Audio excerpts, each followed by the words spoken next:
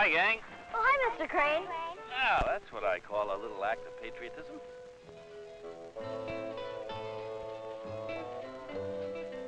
What's so patriotic about it? All we're doing is planting a tree.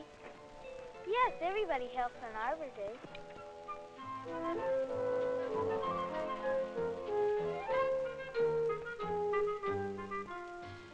Yeah, well, that's just the point. Patriotism is you helping your country to be a better place in all ways. Think about it.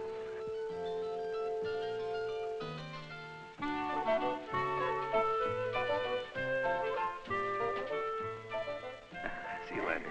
Bye-bye. Bye-bye, Miss Clay. Okay, come on, put some water in.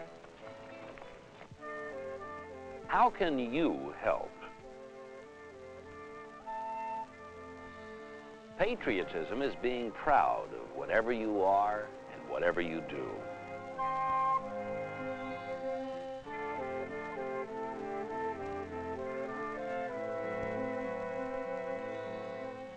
What ways can you think of to help improve your life and to help improve your country?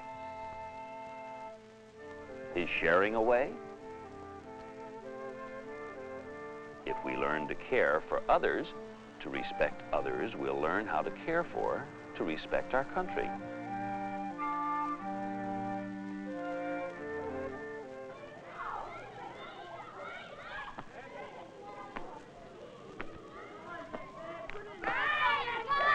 Mike, can I borrow your glove? Sure, Jack.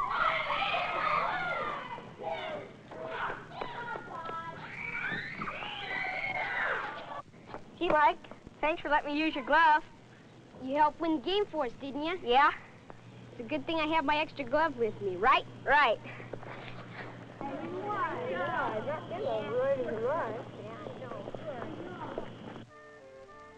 Sometimes we work a little extra, a little harder, not just because it's good for you, but because it gets to be good for everybody.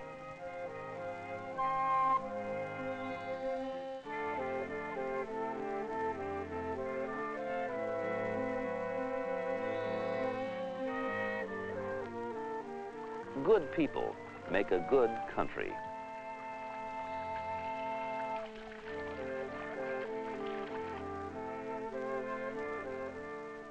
Our days are very busy, and we see a lot that's good and a lot that's not so good.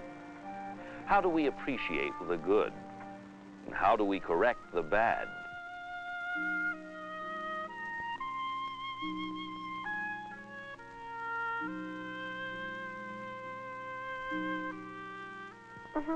Yeah, that's right, Ronnie. We could do a lot. You know, sort of fix it up. Hey, where are we going to get all the painting and cleaning stuff? Why don't we just talk to the class? How about a few of us going through the neighborhood?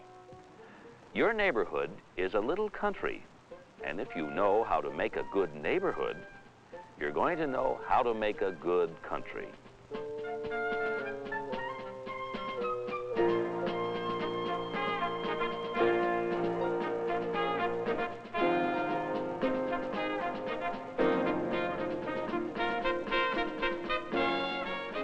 Being proud of where you live is being patriotic.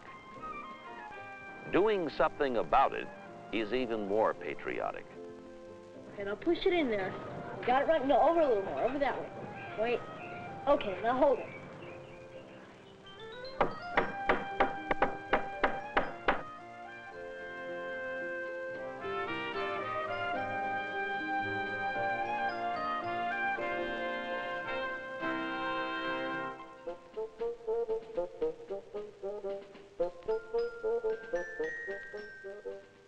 Satisfaction with a day's work is a wonderful feeling.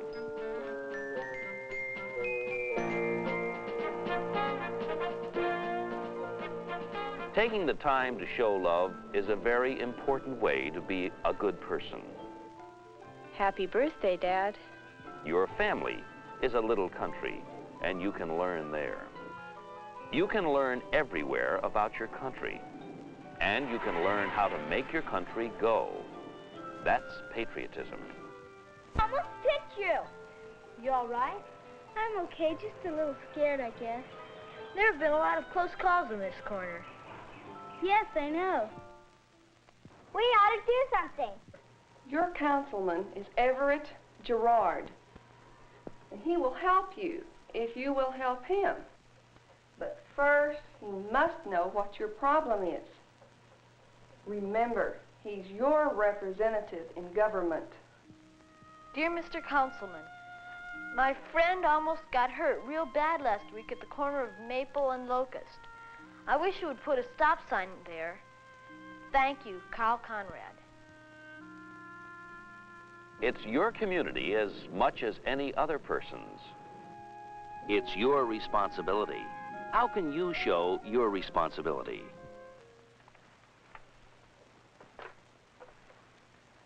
Mary, get me the city engineer, would you please?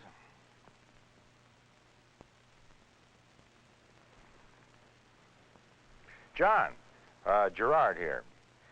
Remember we had some discussion about a stop sign at Maple and Locust? I got another letter today, this time from a little kid. I think you better put it on the agenda for the next meeting. All right? See you later. It's your country, isn't it? Every day you may have some small chance to make it a better country.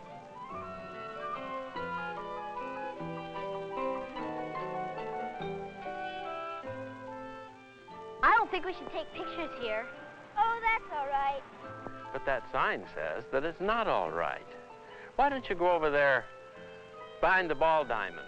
Then those flowers will be here the next time you come back to the park, right? Right. Great. Thank you. Cooperation is a very good way of being patriotic.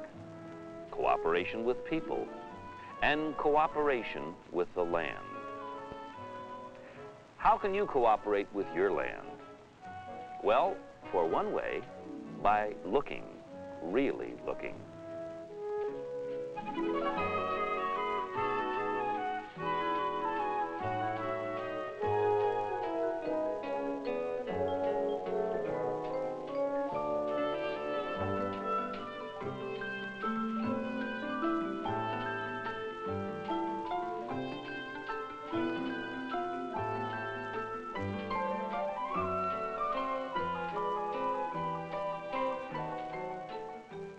If you find the beauty and the goodness in nature, don't you think you'll find the beauty and goodness in yourself? What is patriotism? Patriotism is making your country a better place. Patriotism is being proud of yourself and your work. Patriotism is sharing. Patriotism is cooperation. Patriotism is being responsible. Patriotism is love. Patriotism is looking, and really appreciating. There are many ways to show your patriotism. Some small, some large, but all important. All of them ways of showing your love of country, showing your patriotism.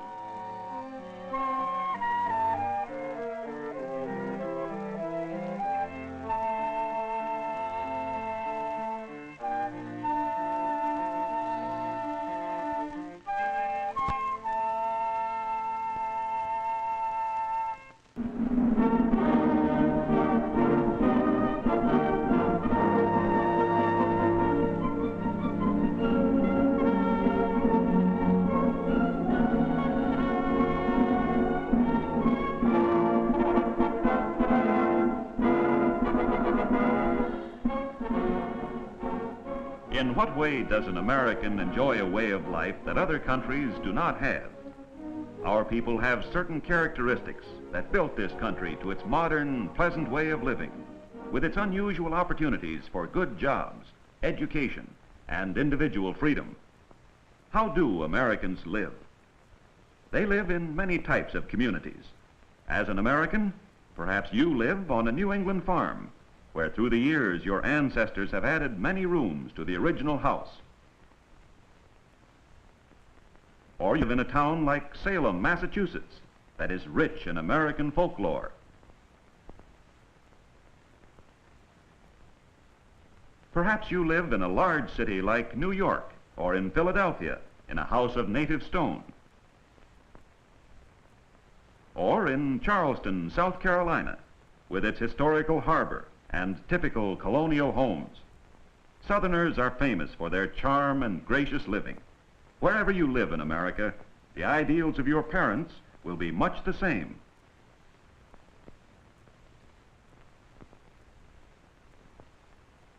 You may live near Miami, Florida. Or you may live in our great Midwest. Or in the West, in Colorado Springs, or Denver, or in a desert home near Tucson, Arizona, built to withstand the desert heat, or in the far west in California. This shady street in Laramie, Wyoming is typical of the way many of us live. The fact that we have so many types of land and climate tends to make us a tolerant people with many different interests and ideas. We grow the products of both hot and cold climates and are rich in natural resources like lumber, oil, and rare minerals. Thus, we are less dependent on other countries than most peoples of the world. Our country is divided into states with capitals like Helena, Montana. Here, much of the government is carried on according to the needs of that part of the country. Sacramento, California.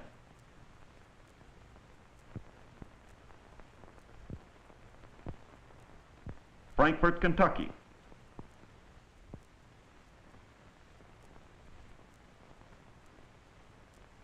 Austin, Texas. Providence, Rhode Island. We are governed both by our national government and by our state government, and this tends to keep us from having too strong a centralized government. Boston has many historical places dear to all Americans. While our people have great independence, we are closely united in a common, colorful history, the famous Boston Commons.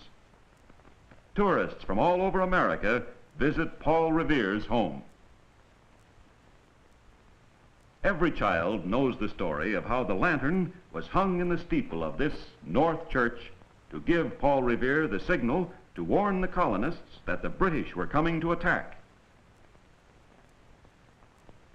When children see this statue of Paul Revere, they like to imagine how he rode bravely through the night. A teacher has taken her class to visit the beloved church and climb up into the famous steeple.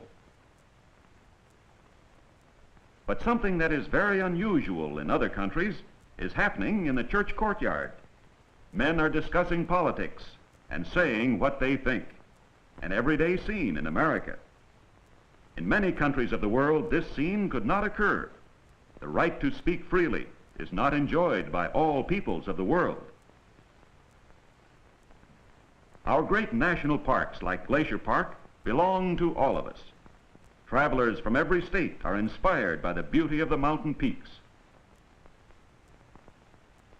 In America, there is a car for about every 4 people, so that many families take trips to different parts of the country. They learn to know their country and what the people in other states think and do. In Europe and the Orient, cars are great luxuries, and motor trips are not possible for the average family. An American takes for granted the freedom to come and go and to do as he pleases, a freedom that is most unusual in the world of today.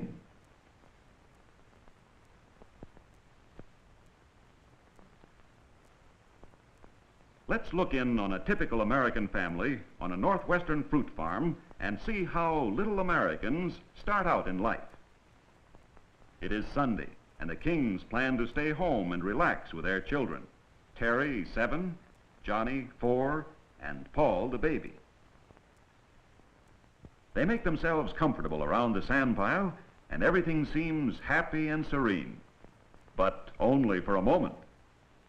The Kings try at first to let their children work out their own problem.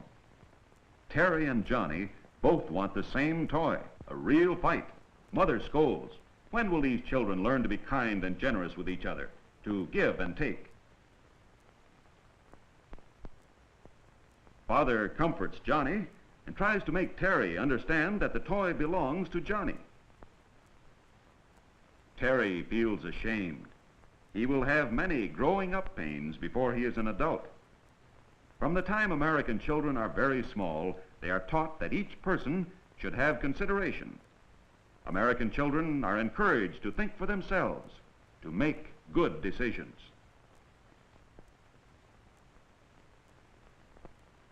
Even small American boys love mechanical toys. They like to find out what makes them run.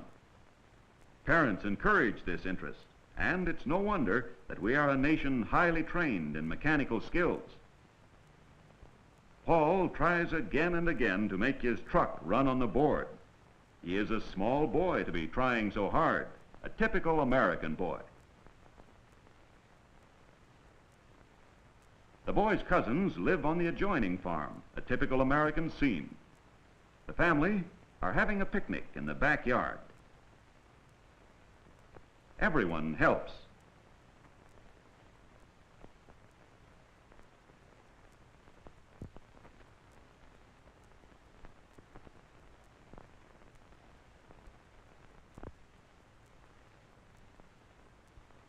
Brother and Ann quarrel over the potato chips.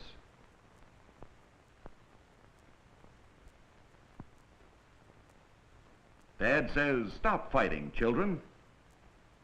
Sometimes it seems as if Dad never has a chance to rest.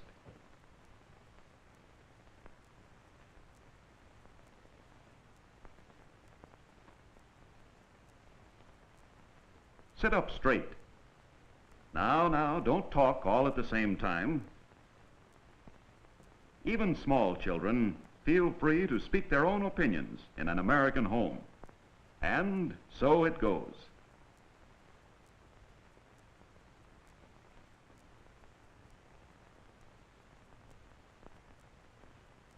The Carrs have finished dinner and are trying out the new badminton court. Dad shows them how to hold the racket and serve the bird. It takes a lot of patience to bring up an American family, as each person has his or her own idea about how things should be done.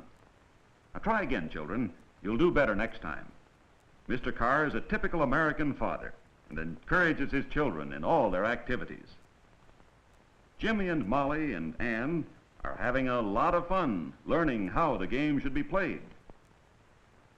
That looks fine. Molly hits it very well. Father and Emily applaud.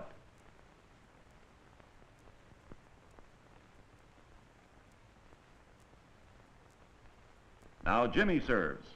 Molly hits a good one, and Jimmy misses, much to little sister's delight. Then Father and Molly show the children how the game should be played.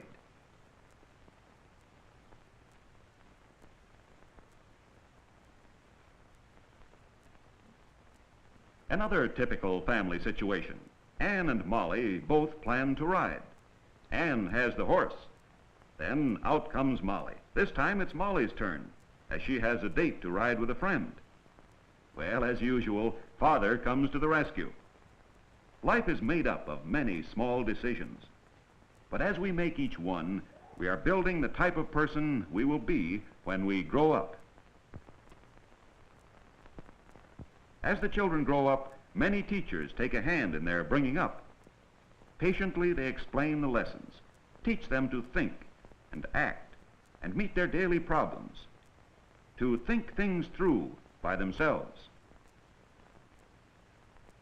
And now class is dismissed. Sometimes teachers have to scold and the world seems discouraging, but it's all part of learning to think for yourself, to live the American way.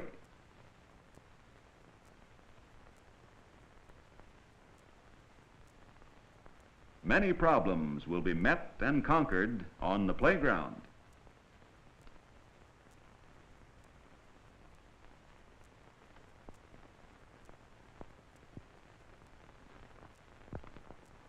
But now to return to the Carrs.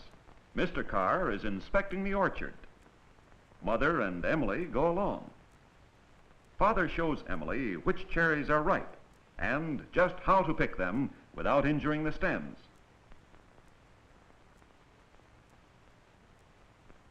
She wants to pick some herself. American parents try constantly to teach their children to do things for themselves, to be interested in what other people are doing, to take part in everything that goes on around them. Father walks over to the pickers. Something is wrong. They are including inferior fruit in their boxes. Mr. Carr's fruit will be judged by a few sample boxes. This will decide the price for the carload. He explains to the men the loss he will take if second-grade fruit is included. And now a touch of America. The men argue with their boss. They don't agree, and in America, every man has the right to speak out. Mr. Carr is patient. He likes his men to feel free to make suggestions, and he wants to know if they have a better idea. Finally, the trouble is straightened out, and the men laugh as they return to their work. Mr. Carr is fair, and the men like to work for him. Emily listens. She has complete confidence in her dad. She is used to hearing her father try to make good decisions and give every man a square deal. The same feeling of independence is found in any American industry. For example, building a house. The head foreman discusses the work with Bill, the work foreman. Bill has been with the firm many years. He started at the bottom and worked up to his present position. Bill studies his plans to know how much lumber he must order. His men work hard, but there is a carefree atmosphere not found in countries controlled by a dictatorship. The head foreman knows that with Bill in charge, the the work will be well done and finished on time. Notice the teamwork as the men lift the framework into position. One of the reasons that America has built such great industries is that each man can be depended on to do his bit intelligently and accurately. Men of many nationalities work in the building trades. Bill is always in the center of things. He helps the man lift the boards and uses a power saw to even the roof. In the United States, individual ability is recognized, and each man has a chance to make good. This recognition of individual worth is important in the American way of life.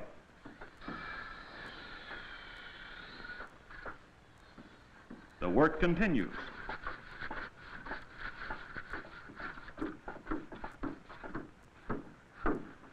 A carpenter puts in the window frames. Next to him is a plasterer. They all have a cooperative way of working. Bill and his men are a good illustration of how work is done in America. The difference in the attitude of men in a free country and one controlled by a dictatorship.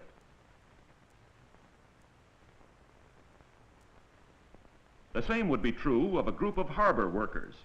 As they wend their way home at night, they will say what they think with no fear of interference. It is hard to realize here that in some countries the people are afraid of their governments. The same freedom of speech would be true in this Pennsylvania steel plant, in this Texas oil industry, or in this South Carolina match factory. At this Long Beach Ford plant, notice the cars of the workmen.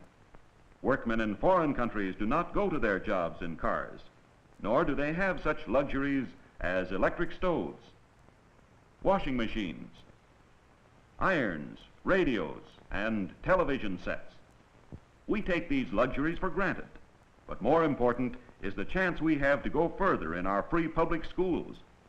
The opportunities provided by our state universities, such as the University of Wyoming, are within the means of a great many of our families. The University of Kentucky. American children have a better chance to make good because of their higher average education. The University of New Hampshire. The University of Florida. We are indeed fortunate to have a chance to learn and think for ourselves, and not to be controlled by the state every minute of our lives. We also have private colleges like Dartmouth. The universities exist to train young people for service to their communities and country. Doctors, scientists, businessmen, teachers, and engineers. In America, we like to go to church and can go to any church we please. A historical church in Charleston, South Carolina. A Presbyterian church in Wichita, Kansas. Freedom of religion is a great privilege. St. Patrick's Cathedral in New York. In an Indian village near Gallup, New Mexico, the church is the center of the life of the people, holding a dear place in their hearts. Near Gallup, there is a street fair, and on the merry-go-round is a good example of the many types of children that make America, the melting pot. Each little horse carries a precious burden. Children of many nationalities, Indians, English, Mexicans, Chinese, all fortunate children brought up in the freedom of our country. We all want to be loyal citizens, but how can we help? Watch these young people preparing for the high school commencement exercises. What can you do in your daily life to become a person good for America? Well, I believe that you are doing it now. If you were here with these high school boys, you would know how to pitch in and help. No one is telling these boys to work. They have learned that in America, it is necessary for each person to do his part and to do it cheerfully, to be sincerely interested in the people around him. They already have the cooperation and independence that we saw in the men building the house.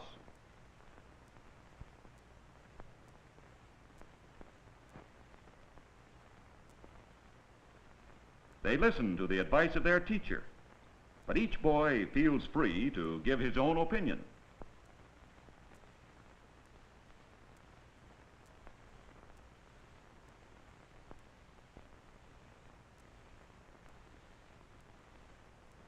Yes, they will tease and joke, but before the curtain rises, their work will be finished on time. Whether it's sorting papers, hauling tables into position, nailing up signs, or preparing a speech. The loudspeaker equipment must be ready for use.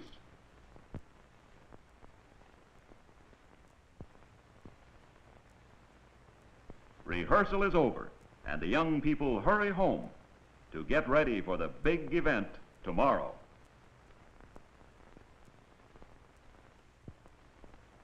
Commencement day arrives. Notice this typically American incident. Bert's sister is graduating. His father wants information about parking the car, and Bert is sure the patrolman will help him. He always knows that he can go to the police for help. How different from the countries in which the people fear their police. People coming from these countries tell us that our greatest American privilege, the thing we can be most thankful for, is our freedom from fear. Bert's sister will have many decisions to make, but she is trained to make her own decisions the American way. They are serious as they enter the stage, realizing as never before that our way of life is being attacked and that its survival lies in their hands. They will meet each crisis of their lives with judgment and integrity, because behind each thought and decision lies their heritage and bringing up in the American way, at home, at school, at church, and in their various activities. If each one of us does his job well and thinks straight, if we all work together, it becomes a mighty force. A force like many drops of water that form in the clouds over the mountains. In the cold air, these fall as snowflakes and make the beautiful snowdrifts. On warm days, the snow melts and trickles down the ravines. These small streams join until they become raging torrents, roaring down the mountainsides. Truly, the small drops of water, by uniting, have become a great force. On the west side of the divide, these rivers may flow into the Columbia River.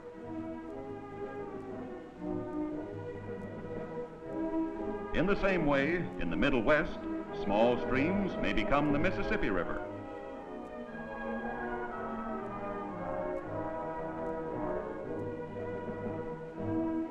In the Far East, the Niagara River flows over the high cliffs to become Niagara Falls.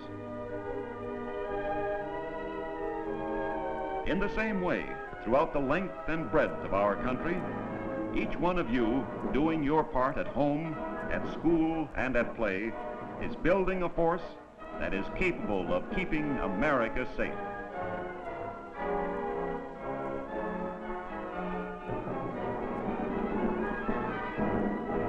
The great feeling of sympathy, understanding, and generosity toward our fellow man that is America, and the determination to work and fight for this ideal will keep America a bulwark of freedom for the peoples in all parts of the world.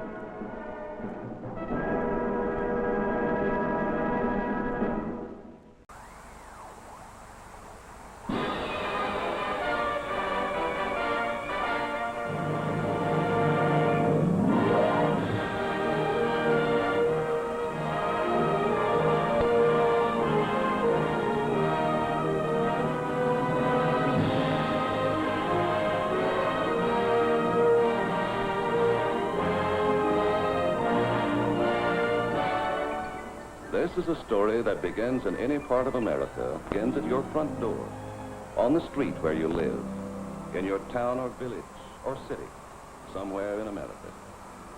Or say your place called home is a ranch, kind of spread out in the sun's warm blessing, or snuggled close in a soft, snow-white blanket in the midst of the city's teeming millions. Well, it's your story all the same, and it begins in any part of the land. For there, and from there, and stretching out in all directions are ways and byways and roads and trails and paths enchanted that lead to the wonderful pages of a storybook, filled with the glorious living pictures that tell the story of America the Beautiful. Look around over the land. Take a fellow up in North Dakota. Likely as not, he's working a field all through the long day, or minding business with the rains growing moist in the palms of his hands, and thinking he'd like to go off somewheres on a trip and watch the ocean. And all the time, he's square in the middle of an ocean of amber grain. And all he's got to do is look around. He'll see beauty right beneath his eye. Beauty? A man would need the words of poets to describe the scenes of harvest time. Yet all the while he looks and thinks of other sights, his thoughts go wandering from his field of grain to grains of sandy beach all along the coast of Maine, where the riches are in the sea.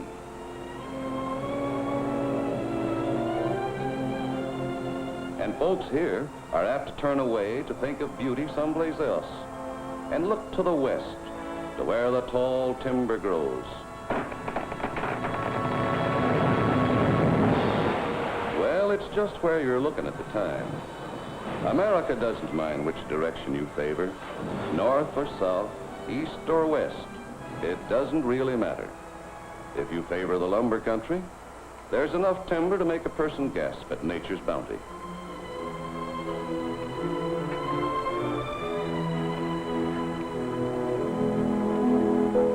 Now, about mountains.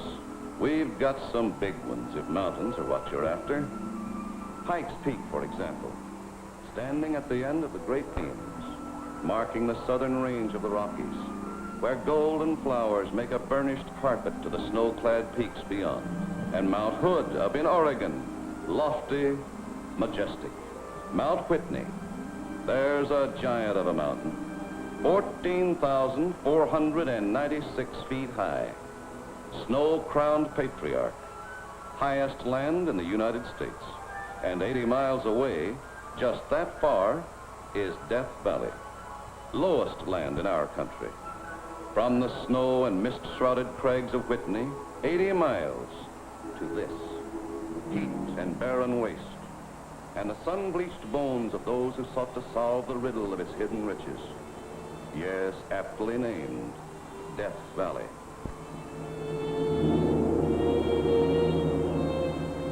Beautiful America, keep moving across the desert. Follow the wagon ruts of the old pioneer trains. See the endless vistas of tableland. Watch the sun set in the stillness of earth and sky. See where the West was won. You want land? You're looking around? Help yourself to 1,000,000 acres of America the Beautiful. Now, how about rivers? You like rivers? Well, the rivers that flow through our land are the arteries that brought life and strength to the body of a new nation. Even their names are beautiful. The Wabash, the Tennessee, the Columbia, the Colorado, the Cimarron, the Atchafalaya, Ohio, and the Mississippi. Paine told the stories of our rivers, caught their mood and majesty, their laughter and wisdom, translated the powerful thrashing of paddle wheels, the billowing smokestacks, and the resonant whistle into a cadence that thrilled to the meaning of Steamboat Round the Bend. But water, shucks. You got to see our lakes to know how big water is. Up around our northern boundary, we have the Great Lakes: Superior, Michigan, Huron, Erie, and Lake Ontario. Inland oceans. Remember all that wheat? Well, it gets on a boat at the Great Lakes, and iron and copper and lumber, too. 1,000 other things from the earth, on boats, strung from one end of the 5 Great Lakes to the other. Giant waterways, bringing produce and products to America.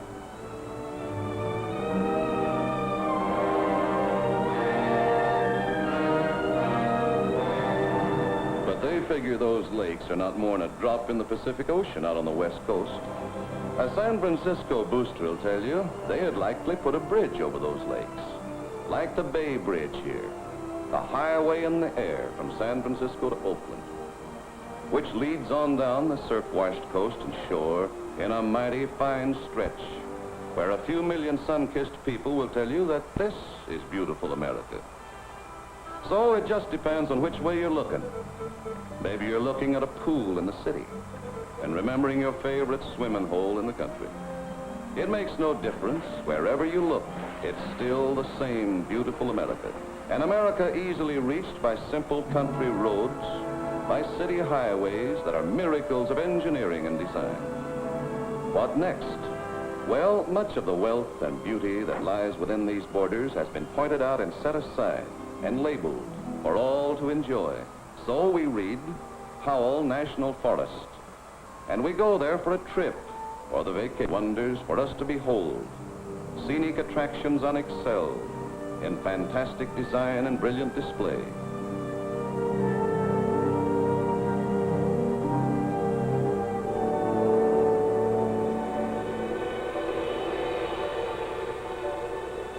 Well, how about Yellowstone? When you run out of words, go up to the Buffalo Bill country and give Yellowstone a once-over. The oldest national park in our history. What artist can capture the sheer blue loveliness of the morning glory pool? And from this delight of matchless color, captured in the liquid blue below, you find dramatic contrasts as you stand a marvel at this vast mountain-surrounded plateau. High in the Rockies, where rise the head streams of rivers that flow to the Atlantic and the Pacific.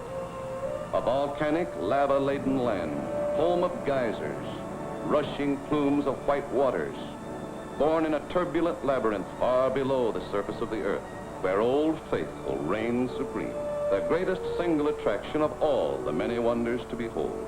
Then there's Sequoia National Park, where the big trees grow. What living thing on earth is older? These giants were standing 3,000 years before the birth of Christ. Behold them, and wonder at what they have seen. Tremendous sentinels, whose mighty trunks have grown massive with the secret of the ages. Patriarchs, older than the pyramids, and the redwood trees that reach in brilliant dignity like columns to support the sky. These trees are also in nearby Yosemite. But here the region's fame is centered in the spectacular beauty of its waterfalls, among the highest to be found, dropping 2,500 feet in 3 thundering cascades, while the fine spray creates the rainbow spectrum to enchant the eye. But falls, did you say? What about Niagara? There's a cataract for you.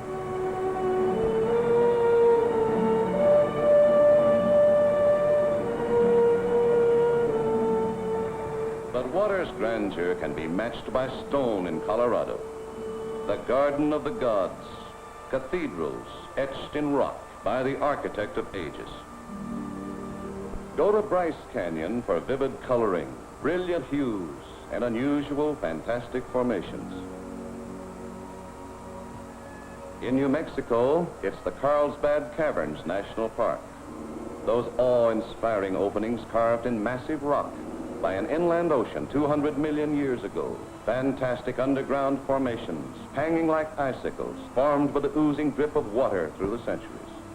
And the fabulous Rocky Mountains, famous range of picturesque contrasts, sun-drenched valleys, and snow-dipped slopes where skiing, winter sport, is in season in July, where the crisp mountain air resounds with sparkling, healthy laughter, where wildlife flourishes, protected in these national parks, living museums of natural history, where even the timid woodchuck approaches unafraid to nibble tips from the friendly hand. In Montana, it's the Glacier National Park, rugged mountains of unsurpassed alpine character, abundant in lakes of romantic beauty, the waters fed by icy glaciers moving timelessly down the mountain slopes. In Utah, Zion National Park, magnificent in coloring, in unusual rock formations carved by the master hands of time and nature. The record of 1 billion years incorporated in that regal mass of rock so aptly named the Great White Throne. And the Grand Teton National Park in Wyoming, lofty uplift of mountainous grandeur, bold, prominent peaks and sheer precipices capped by perennial snow. Say, you can't see them all. You can't even tell about them, not in this lifetime. America the Beautiful goes on and on and on being beautiful. But look around you, wherever you are. You don't need a lake or a mountain or a desert or even a national park for beauty. The things we've built in America are beautiful too. Like the tall buildings in our cities, steel and stone rising high in the sky, monuments to the workers of America. And the cities themselves, the streets and streetcars and automobiles, millions of men and women who go up in the tall buildings in a busy, working America. And the mills and the factories in and around our cities, working round the clock to support the nation with the wealth of America's natural resources. The blasting red heat of the furnaces that never cool, molten ore pouring from the huge crucibles to meet the unrelenting need for steel with a fiery tide of flaming metal for production surpassing all expectations. The vast and complicated job being performed with American efficiency, meeting the greatest challenge of our history in an achievement glowing with the fire of accomplishment. Born in cauldrons, in settings gleaming with the flames of a Dante's Inferno, as liquid iron flows that men may live to build a better world. The tremendous energy of America, rolling out of fire and water, giving temper to the metal, pouring out the hissing stream on a never-ending flow of material, unequaled for its quality, unabated in its quantity. The sharp pounding of steel on steel, blended with the rhythm and the clatter of machinery, making more machines, exhaling the cloudy smoke of creation. Production, that's the front line here at home. The men with their know-how and their energy, and the women who came to work beside the men to fight the battle we all fought to keep America beautiful. Beautiful? What does the word really mean? Well, out in Texas, a rancher thinks his bald-faced steers are mighty pretty. And a rancher over in Montana will challenge you to name a finer sight than a good horse growing up in a good country. Around in Idaho, a flock of grazing sheep makes a scene to delight the eye. In Oregon, they shine up to a crop of big red apples. Yes, the word beautiful has a meaning all its own wherever you may look. And in every part of America, you'll find beautiful defined differently. Well, the dictionary says, having the qualities which constitute beauty. So look around, American.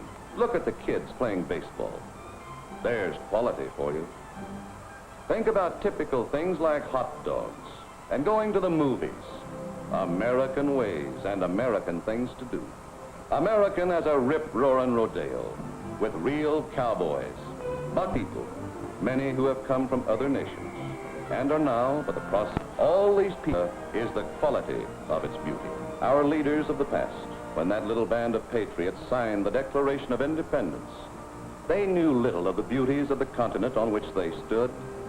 The Great Lakes, gold in California, oil in Pennsylvania, Detroit, Chicago, the Grand Canyon, never heard of them. They never imagined 13 states, and these states needed to be made beautiful. So they gave them liberty. And later, and through the years, as more and more of the land of America was found and settled, men and women kept right on choosing to fight and to die to keep America beautiful. And so, today, this is the land we own, the United States of America. To manage this rich estate is our responsibility. To pass it on to Americans yet unborn, stronger, finer, fairer than it was when it came to us. 4 things we must do now. produce, so there will be food and goods and jobs, enough for all. We must conserve, for even this great land can be ruined if we waste its riches. We must share our blessings with those who need and deserve them. And we must save for the future security of ourselves and our loved ones. If we are thrifty, the nation will thrive, and each of us will be happier and more secure. That is why the United States Treasury, our Treasury, says to each one of us, save regularly. Put your savings into United States savings bonds, the safest investment on earth, and hold on to your bonds for the future. They are your shares in America. America is beautiful. America is strong. It's up to us to keep it so. Oh, beautiful for spacious skies, for amber waves of green, for purple mountain majesties above the fruited plain. America, America, God shed his grace on thee and crown thy good with brotherhood from sea to shining sea. Oh, beautiful for pilgrim feet whose stern impassioned stress a thoroughfare for freedom beat across the wilderness. America, America, God mend thine every flaw, confirm thy soul in self-control, thy liberty in law. Oh, beautiful for patriot dream that sees beyond the years, thine alabaster cities gleam undimmed by human tears.